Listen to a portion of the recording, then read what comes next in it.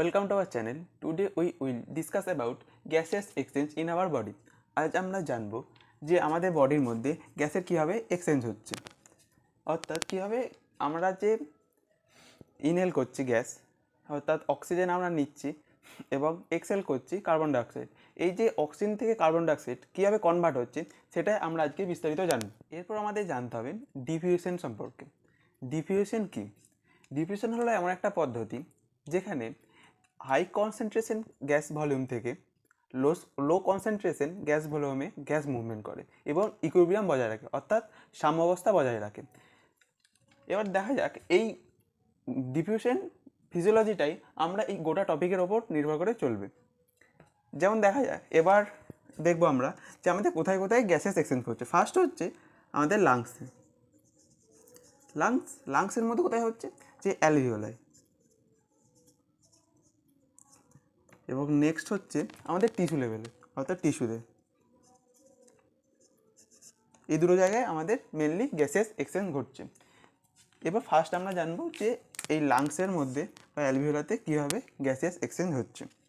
ধরা যাক এটা একটা অ্যালভিওলাই, এবং এদিক থেকে ভেন গেছে, এখান থেকে আবার আর্টারি শুরু হচ্ছে।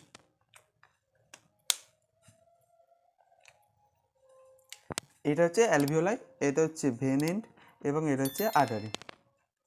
ঠিক আছে, তো এই যে আমাদের অ্যালভিওলাই আছে, এই অ্যালভিওলাই অর্থাৎ যখন আমরা ইনহেল করছি সেখানে যে আমাদের এখানে যে অক্সিজেন আসছে অ্যালভিওলাই, তো এখানে অ্যালভিওলাইয়ের যে অক্সিজেনের যে ভলিউম সেটা বা প্রেশার হচ্ছে 104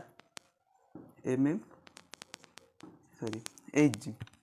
ঠিক আছে, আর সেই তুলনায় এই যে আমাদের ভেন আছে, ভেনে অক্সিজেন প্রেশার হচ্ছে 40 এইচজি, আর এটা হচ্ছে 40, এটা হচ্ছে 104। ঠিক আছে, এবার কি দেখা যাচ্ছে যে এইখানটা বেশি, এর কনসেন্ট্রেশন বেশি রয়েছে বা অর্থাৎ চাপ বেশি রয়েছে, এখানে কম রয়েছে। তাহলে কী হবে, আমরা ডিফিউশনে কী বলেছিলাম যে হাই কনসেন্ট্রেশন থেকে লো কনসেন্ট্রেশনের দিকে আসবে। তো এখান থেকে অক্সিজেন আমাদের এখানে চলে আসবে, O2 আমাদের এখানে আসবে।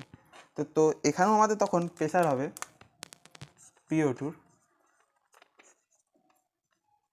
104 mmHg, অর্থাৎ এখান থেকে আমাদের অক্সিজেন কম ছিল, এখানে অক্সিজেন ঢুকলো, দেন এখানে আবার অক্সিজেন লেভেল ঠিক ইকুইলিব্রিয়ামে এলো। ঠিক একইভাবে দেখবো আমরা CO2 ক্ষেত্রে, অর্থাৎ কার্বন ডাইঅক্সাইডের ক্ষেত্রে। ধরা যাক এটা ভেন যাচ্ছে, এবং এখান থেকে আর্টারি শুরু হচ্ছে। আবার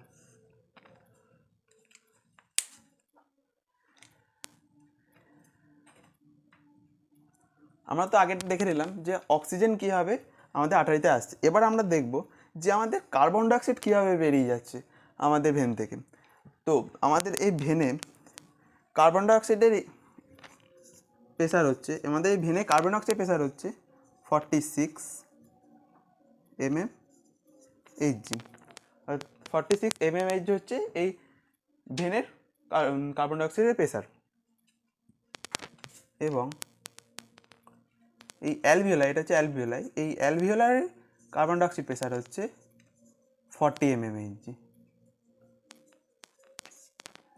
তাহলে কী হবে, যেহেতু দেখা যাচ্ছে এইখানে কনসেন্ট্রেশন বেশি রয়েছে, এখানে কনসেন্ট্রেশন কম রয়েছে। ঠিক আছে, এর মধ্যে ডিফারেন্স রয়েছে 6 mmHg একটা। আমরা দেখছি এখানে কনসেন্ট্রেশন কম রয়েছে, এখানে কনসেন্ট্রেশন বেশি রয়েছে। তো তাহলে কী হবে যে এই PCO2টা আমাদের অ্যালভিওলার মধ্যে, অর্থাৎ কার্বন ডাইঅক্সাইড অ্যালভিওলায় চলে যাবে। তখন আমাদের এই আর্টারির মধ্যে কার্বন ডাইঅক্সাইডের প্রেশার দেখা যাবে 40 mmHg। এটা ছিল আমাদের লাংস অর্থাৎ অ্যালভিওলায় কীভাবে গ্যাসেস এক্সচেঞ্জ হচ্ছে। এরপর আমরা দেখব টিস্যুতে কীভাবে গ্যাসেস এক্সচেঞ্জ হচ্ছে। মানে আমরা তো লাংসের মধ্যে অক্সিজেন নিলাম, কার্বন ডাইঅক্সাইড ছাড়লাম, এবার আমাদের তো টিস্যুর লেভেলেও তো আমাদের এই গ্যাসেস এক্সচেঞ্জটা হচ্ছে, এবার সেটা আমরা দেখব। এরপর আমরা দেখব যে আমাদের টিস্যুর লেভেলে অর্থাৎ টিস্যুর মধ্যে কীভাবে গ্যাসের এক্সচেঞ্জ হচ্ছে। ধরা যাক এটা একটা টিস্যু, ঠিক আছে, আর এদিক থেকে যাচ্ছে আমাদের আর্টারি রয়েছে, ঠিক তার অপোজিটে রয়েছে ভেন। এবার হচ্ছে এই আমাদের টিস্যুর মধ্যে ফার্স্ট আমরা জানবো যে দেখবো আমরা যে আমাদের অক্সিজেনের কীভাবে এক্সচেঞ্জ হচ্ছে। আমাদের টিস্যুর মধ্যে অক্সিজেনের প্রেসার অর্থাৎ PO2 লেভেল হচ্ছে 40 mmHg।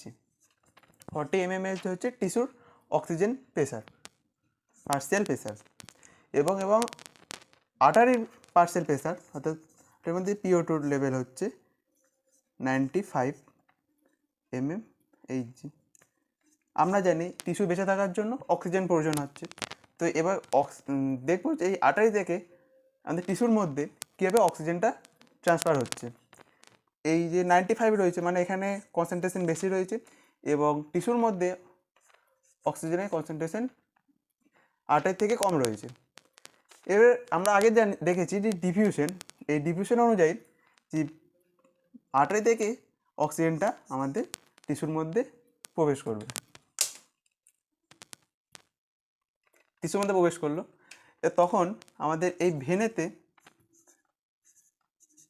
PO2 লেভেল হবে 40 mmHg, ঠিক আছে। এইভাবে আমাদের অক্সিজেনটা টিস্যুর মধ্যে ট্রান্সফার হচ্ছে। এরপর আমরা দেখব যে কার্বন ডাইঅক্সাইড কীভাবে এক্সচেঞ্জ হচ্ছে, মানে এই যে আর্টারিতে থেকে অক্সিজেন গেল এবং টিস্যুতে কার্বন ডাইঅক্সাইডটা কীভাবে আবার ভেনে আসছে। কার্বন ডাইঅক্সাইড প্রেসার থাকছে অর্থাৎ PCO2 প্রেসার হচ্ছে 46 mmHg, যেখানে আমাদের আর্টারির মধ্যে কার্বন ডাইঅক্সাইড প্রেসার রয়েছে অর্থাৎ PCO2 রয়েছে 40 mmHg। অর্থাৎ তাহলে কি দেখা যাচ্ছে যে আর্টারির মধ্যে আমাদের কম রয়েছে, আমাদের টিস্যুতে কার্বন ডাইঅক্সাইড বেশি রয়েছে। আমাদের টিস্যুতে কার্বন ডাইঅক্সাইডের প্রেসার বেশি থাকছে এবং ব্লাডে কার্বন ডাইঅক্সাইডের প্রেসার কম থাকছে। তো টিস্যু থেকে ব্লাডে আমাদের কার্বন ডাইঅক্সাইড আসবে এবং যেহেতু কার্বন ডাইঅক্সাইড ব্লাডে মিক্স হচ্ছে তো এটাকে ভেনাস ব্লাড অর্থাৎ ডিঅক্সিনেট ব্লাড বলা হবে। এবং এই যে ডিঅক্সিনেট ব্লাডটা আমাদের হার্টে যাবে, দেন হার্ট থেকে আমাদের লাংসে যাবে, লাংস থেকে আবার ওটা অক্সিজেনেটেড ব্লাডে এক্সচেঞ্জ হয়ে সেটা আমাদের আবার হার্টে আসবে, হার্ট থেকে আবার আমাদের টিস্যু লেভেলে আসবে। এইভাবেই আমাদের গোটা বডিতে গ্যাসেস এক্সচেঞ্জ হবে এবং ব্লাড সার্কুলেশন হবে। Thank you for watching.